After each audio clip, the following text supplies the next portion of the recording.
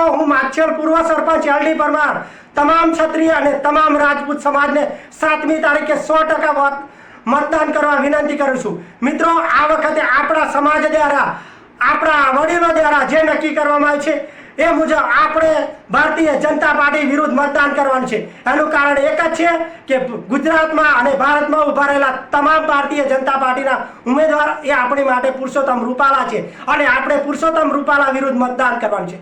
Purushottam રૂપાલાની ticket રદ કરવા માટે આપણે અથાગ પ્રયત્નો કર્યા, રાજકોટમાં પ્રદર્શન કર્યું અને ઘણી આપણી શક્તિ પ્રદર્શન કર્યું, પરંતુ ભારતીય જનતા પાર્ટીએ પુરુષોત્તમ રૂપાલાની ટિકિટ રદ ના કરી। એનું એક જ કારણ છે કે આપણે આજ સુધી ભારતીય જનતા પાર્ટીને ખોબલે ને ખોબલે મત આપ્યા છે।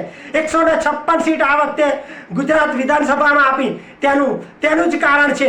અને લોકસભામાં 26 સીટો 2 વખત આપી, જેના કારણે ભારતીય જનતા પાર્ટીને આપણા સમાજનું કોઈ અસ્તિત્વ કે આપણા સમાજની માન મર્યાદા અને આપણા સમાજનું મહત્વ ખબર ના પડી। હવે આપણે સમાજનું મહત્વ, આપણા સમાજ શું કરી શકે એ ભારતીય જનતા પાર્ટીને બતાવવું જ રહ્યું। અને આપણું મતદાન આપણી અસ્મિતાને, આપણી ઇજ્જતને, આપણી બેન દીકરીની ઇજ્જત જળવાય તેને અને ભારતીય જનતા પાર્ટીનું અભિમાન વધી ગયું છે, એ અભિમાન ઘટાડવું, એ અભિમાન તોડવું, એ જ આપણું લક્ષ્ય હોવું જોઈએ। ભારતીય જનતા પાર્ટીએ પુરુષોત્તમ રૂપાલાની ટિકિટ રદ ના કરી।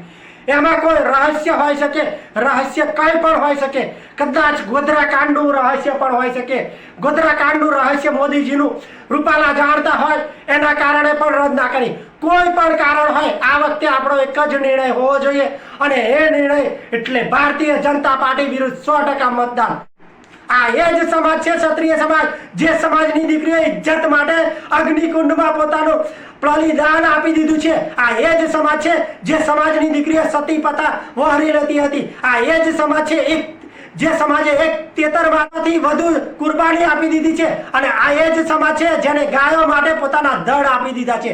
અને આ સમાજ વિરુદ્ધ પુરુષોત્તમ રૂપાલાએ જ્યારે ટિપ્પણી કરી ત્યારે ભારતીય જનતા પાર્ટીના એક પણ વ્યક્તિએ તેમની વિરુદ્ધ બોલ્યા નથી।